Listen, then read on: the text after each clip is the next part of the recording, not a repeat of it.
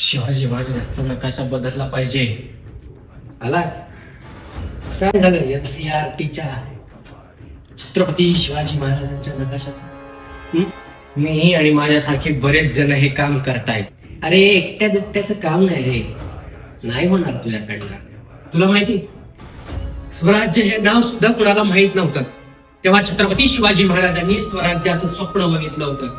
आणि नुसतं स्वप्न बघितलं नव्हतं तर ते सत्यात उतरवलं.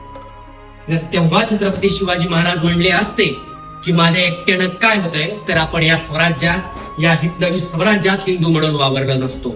आणि हो, येत्या 7 तारखेला या छत्रपती शिवाजी महाराजांच्या हिंदवी स्वराज्यासाठी, या हिंदवी स्वराज्याच्या नकाशासाठी आझाद मैदान मुंबई येथे एक भव्य जनाक्रोश मोर्चा निघणार आहे.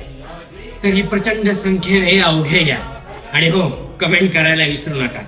जय भवानी, जय शिवराय.